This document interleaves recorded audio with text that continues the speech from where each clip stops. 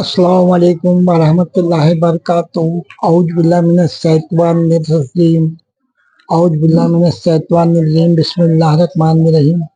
अल्लाहुम्मा सल्लि अला मुहम्मद व अला आलि मुहम्मद कमा सल्लैता अला इब्राहीम व अला आलि इब्राहीम इन्नका हमीदुम मजीद। मेरे भाइयों, मेरी बहनों, मेरी बेटियों, आओ हम दीन सीखें और सिखाएं। ये बहुत अहम नाजुक वक्त है, उसे हमें दीन सीखना है, समझाना है, समझना है और अपना जीवों तक पहुंचाना है, समझाना है, सिखाना है। मेरे भाइयों, ये आपकी जवाबदारी बनती है। आज हम गफलत में हैं तो हम तकलीफ उठा रहे हैं, हर तरह से हम तकलीफ उठा रहे हैं। हमने लाख अपनी बेटियों को बहुत अच्छी तालीम दी है, दुनियाई तालीम बहुत अच्छी दी है, कोई इसमें नहीं है। किसी ने अपनी बेटी का अरमान था बैरिस्टर बनाया, किसी ने कलेक्टर बनाया, किसी ने बड़े बड़े ओहदे पे, आप जितने ओहदे को नाम करें कम पड़ेगा। इतना ही आपने बच्चों को तालीम दी, बहुत अच्छी बात है। लेकिन दीन की तालीम से थोड़े हम पछड़ गए हैं, उसमें थोड़ी सी हमारी लापरवाही का है या फिर हमारी कुछ हमपना का है कि हमने हमारी बेटी को ये बनाया, हमने हमारी बेटी को वो बनाया, लेकिन कुछ नहीं बनाया। हम जीरो पे हैं, बिल्कुल जीरो पे इस्लाम के तहत। ये दुनियाई तालीम दे दी, माशाल्लाह, बहुत अच्छी बात है, लेकिन दीन के तरफ हमारा झुकाव नहीं रहा। हमारी बीवी बच्चों को हमने दीन की तालीम नहीं दी, और अगर हमने दीन की तालीम दी होती तो आज देखें सैकड़ों, हजारों, लाखों लड़कियां मूर्तित हो रही है, मुसलमान से हिंदू हो रही है। क्या वजह है?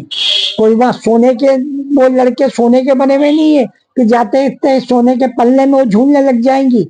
उन्हें जन्नत का तो तुमने ख्वाब दिखाए नहीं उन्हें, क्योंकि तुम्हें ही मालूम नहीं कि जन्नत कैसे जाएंगे, जन्नत का रास्ता कैसे आसान होगा, तुम्हें ही मालूम नहीं। तो तुम अपने बच्चों को क्या दोगे? बताओगे दीन? क्या बीवी आपको दीन दोगे? ये कड़वी बात बता रहा हूँ मेरे भाइयों, मेरे दोस्तों, मेरे अजीजों। आपको बुरी तो लगेगी, लेकिन ये कड़वी बात है, याद दिल को दर्द है जो मैं आपके आगे बयां कर रहा हूँ कि अपने को अपनी बहन बेटी पे ध्यान दो। आप कितने भी आलिम उलमा होंगे, आप कितने भी शकी होंगे, शकी हातिम होंगे, खैर खैरात करते होंगे,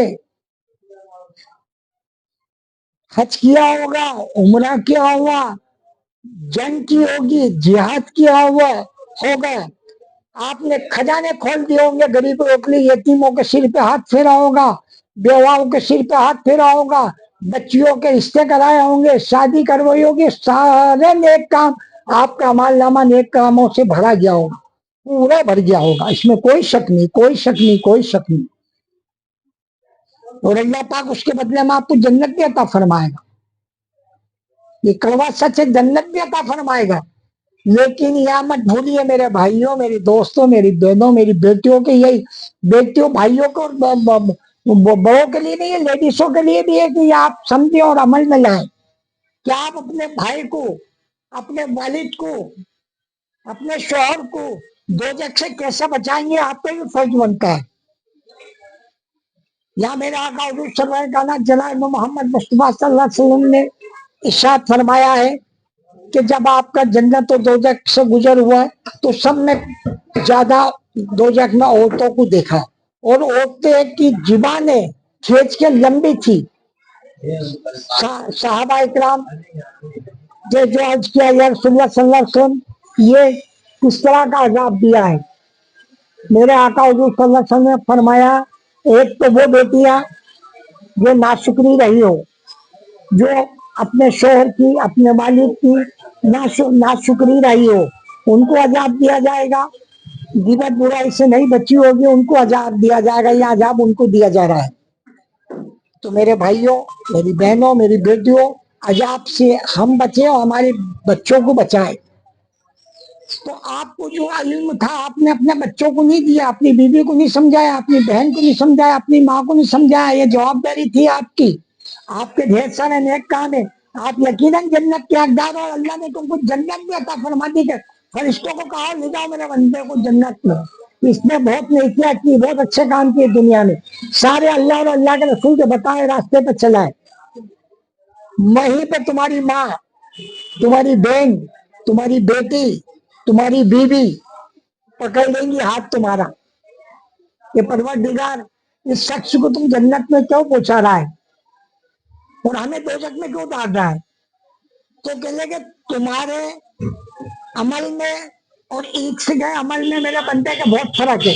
ان نے ساری نیکیاں کی، یہ انبار بنا نیکیوں کا، اور تم نے نافرمانی کیا اللہ اور اللہ کے رسول کی، اس لیے تم دوزخ میں جا رہی ہو. تو وہی بہن، وہی بیٹی، وہی بیوی، وہی ماں کہے گی ایک شخص کو جس کو اللہ نے جنت واجب کر دی ہے، 4 بہن بیٹیاں ماں بیٹی اس کو دوزخ میں کھینچ کے لے جائے گی. اللہ پاک سے کہے گی پروردگار تو نے نیک کام کے لیے جنت کو پہنچا رہا نا، اس طرح بندے نے، ماں کہے گی یہ میرا بیٹا تھا، جب تک ہوشیار نہیں ہوا تھا میرے سے رو رو کے سب چیز مانگتا تھا، ہوشیار ہوا تو میرے سے ضرورت کی چیزیں مانگنے لگا، جھگڑا کرتا، غلطی کرتا، اس کا باپ مارتا تھا تو مجھے جھوٹ بلواتا تھا کہ نہیں میں گھر پہ تھا، لیکن مجھے دین اور اسلام کے بارے میں اس نے جانکاری نہیں دی.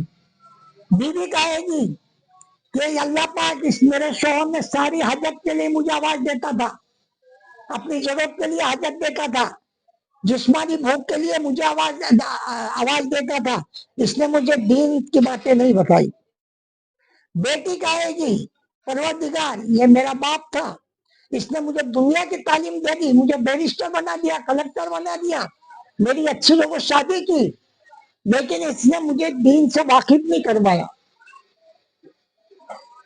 بہن کہے گی کہ اللہ پاک اس میں کوئی حرج نہیں، کوئی شک نہیں کہ میرا بھائی کردار کا 1000 تو نے جو جنت کا فرمائی 1000% اس لائق ہے، اسی بات کی تو نے جنت کا ہم بھی اقرار کر رہے، لیکن اس نے ہمیں تیرے اور تیرے محبوب کے بارے میں جانکاری نہیں دی. پروردگار اگر یہ جانکاری دے دیتے تو ہم بھی عمل اچھے کر لیتے اور آج دوزخ سے بچ جاتے، تو اس کو جنت میں کیوں پہنچا رہا ہے؟